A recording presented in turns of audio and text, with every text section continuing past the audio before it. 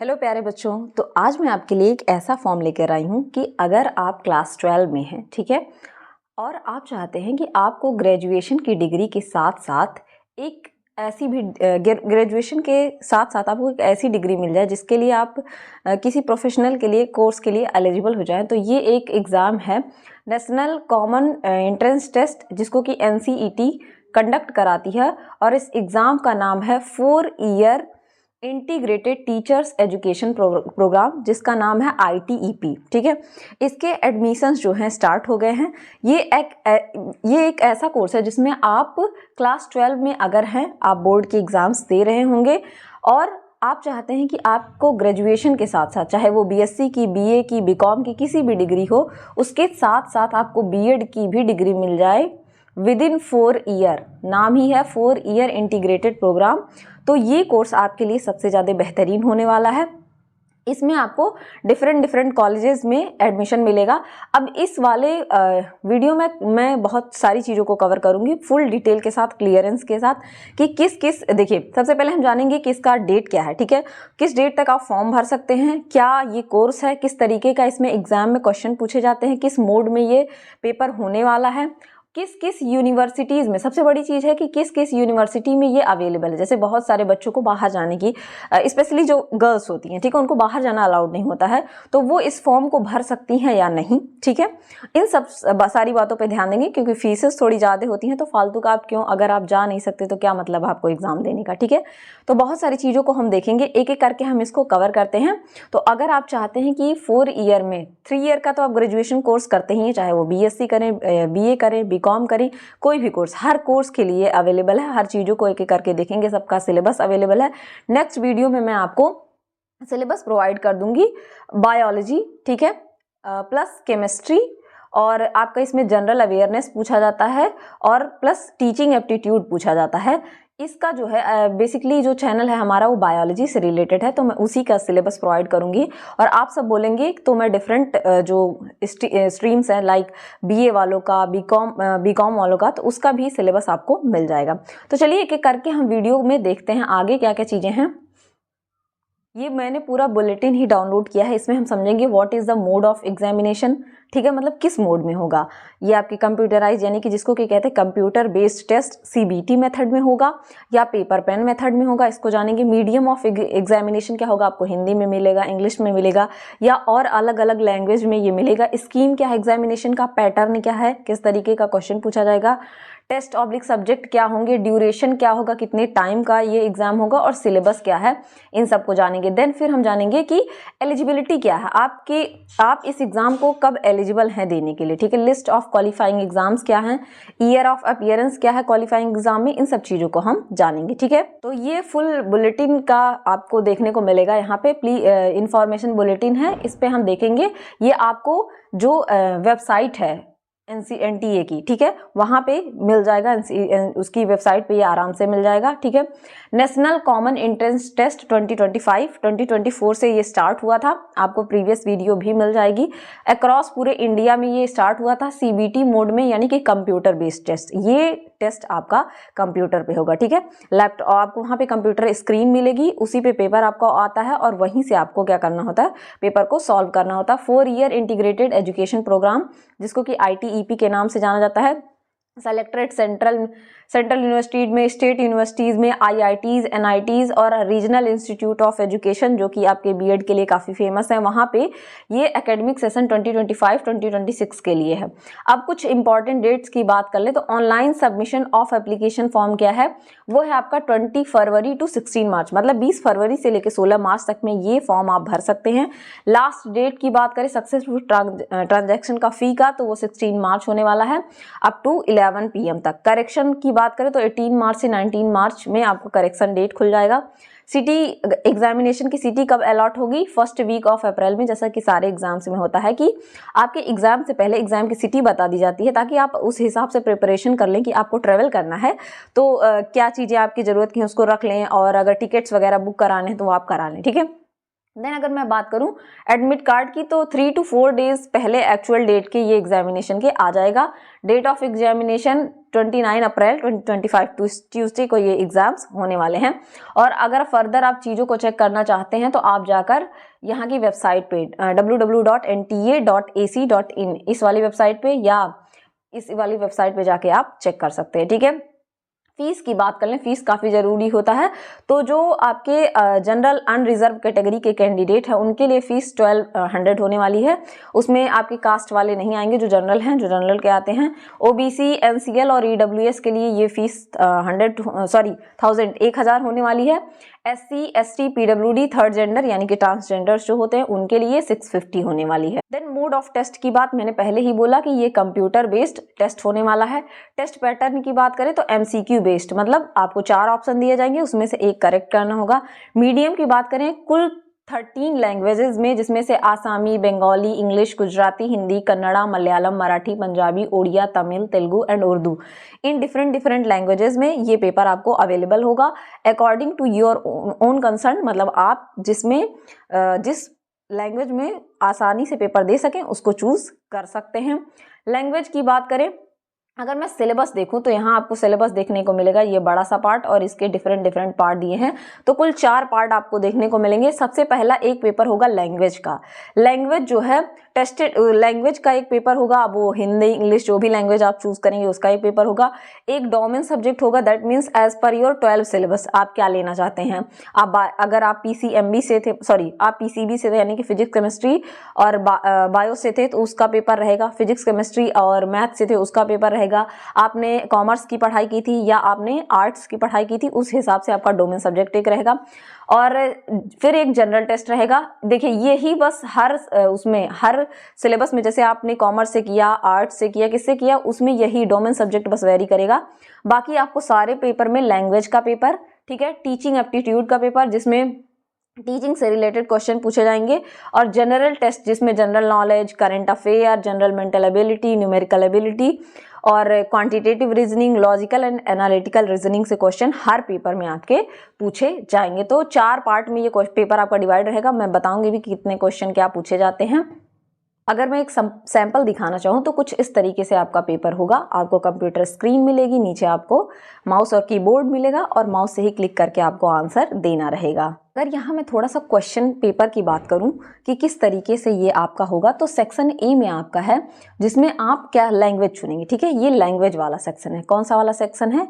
ये लैंग्वेज वाला सेक्शन है। लैंग्वेज वाले सेक्शन में आपको क्या करना है, अगर मैं लैंग्वेज वाले सेक्शन की बात करूँ तो इसमें आपको 38 डिफरेंट लैंग्वेजेस मिलेंगे, जिसमें से आपको 2 लैंग्वेज चूज करना होगा। एक लैंग्वेज फर्स्ट, मान लीजिए मैं एग्जांपल लेती हूँ, लैंग्वेज फर्स्ट आपने हिंदी चूज कर लिया और दूसरा लैंग्वेज सेकंड उसको इंग्लिश चूज कर लिया। या आप मान लीजिए कन्नड़ साइड के हैं तो फर्स्ट लैंग्वेज आपने इंग्लिश चूज कर लिया, सेकंड लैंग्वेज कन्नड़ चूज कर लिया।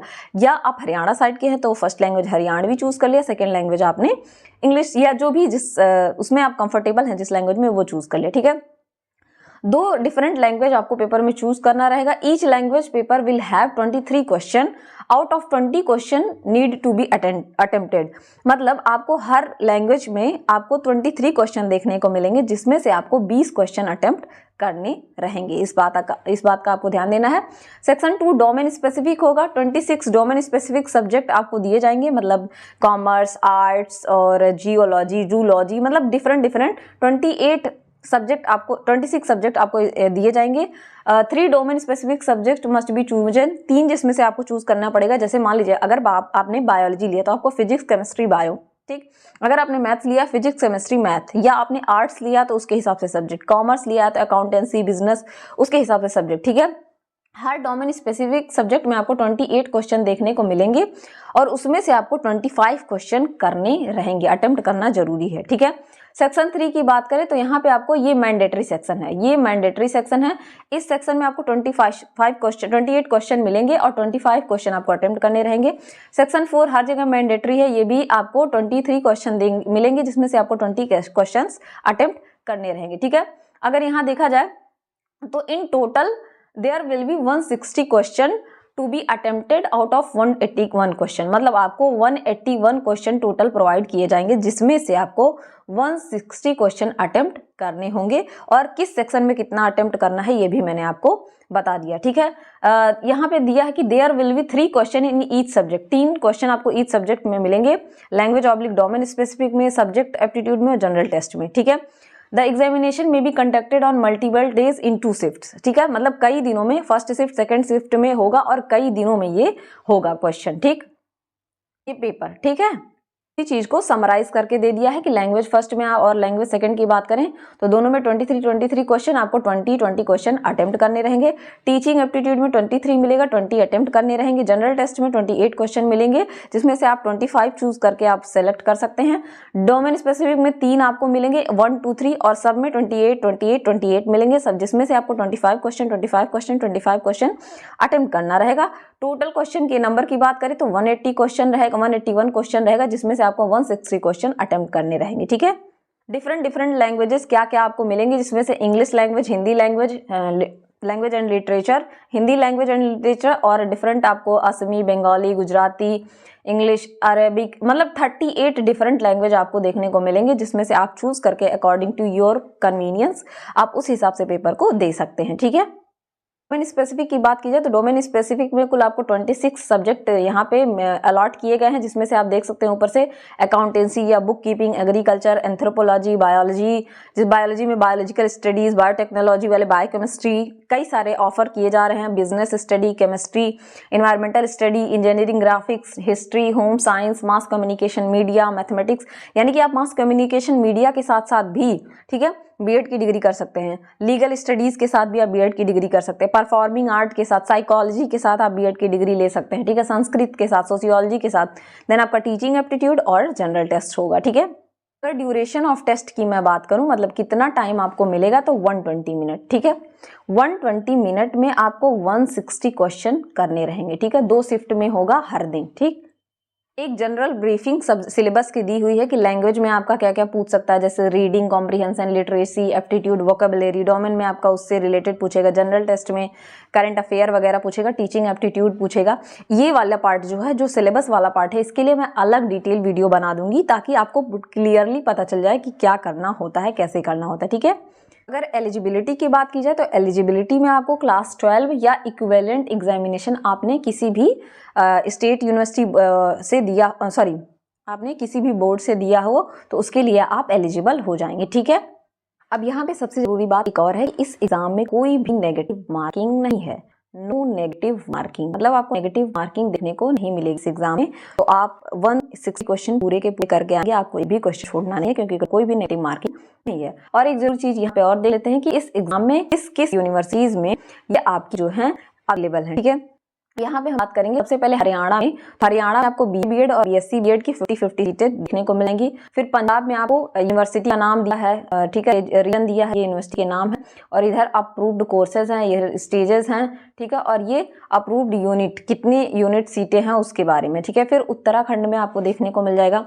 उत्तर प्रदेश की बात करें तो आपको गौतम बुद्ध यूनिवर्सिटी में देखने को मिल जाएगा, यहाँ पे BA B Ed, BSc B Ed, BCom B Ed, सबकी 50-50 सीटें आपको देखने को मिल जाएंगी, ठीक है। देन आपको उत्तर प्रदेश के institute of education Bundelkhand university Kanpur में मिल जाएगा, इसमें बीए बीएड, बीएससी बीएड आपको देखने को मिल जाएगा।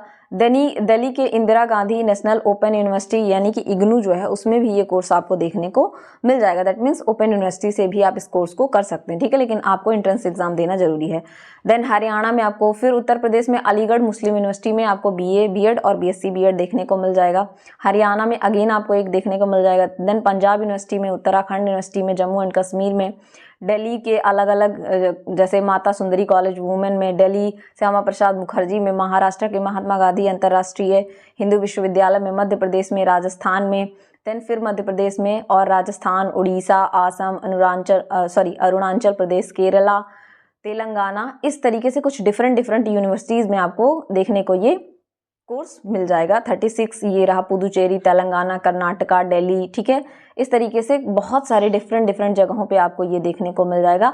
जिस भी जगह से आप बिलोंग करते हैं, ये पूरी लिस्ट ही है, जिस भी जगह से आप बिलोंग करते हैं उस जगह को आप देख सकते हैं। इस लिस्ट का स्क्रीनशॉट ले सकते हैं, या आप बोलेंगे तो मैं वेबसाइट को कमेंट में पिन कर दूंगी, और इसका PDF आपको चाहिए तो आप टेलीग्राम चैनल ज्वाइन कर सकते हैं, वहाँ पे इसका PDF मिल जाएगा, ठीक है।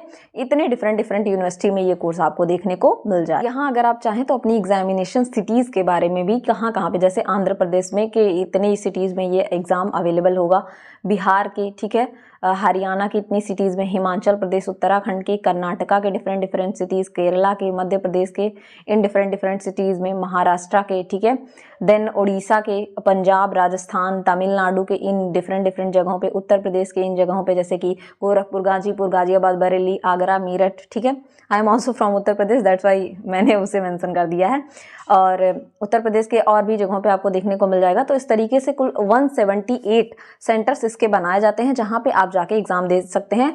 जैसे कि मैं ये सारी बातें आपको इसलिए बता रही हूँ कि आप सारी चीज़ें अपना माइंड मेकअप करके चलें कि आपको ये एग्ज़ाम देना है कि नहीं। क्योंकि अगर आपने फॉर्म भर दिया और आपका सेंटर काफ़ी दूर चला गया, आप वहाँ जा नहीं सकते, तो भी आप एग्ज़ाम नहीं दे पाएंगे, या जिस जगह पे आप पढ़ना चाहते हैं वहाँ वो कोर्स ही नहीं अवेलेबल है, तो भी आप नहीं दे पाएंगे। तो आपको सारी चीज़ों को ध्यान में रख के ही फॉर्म भरना है, उसके हिसाब से उसकी तैयारी करनी है।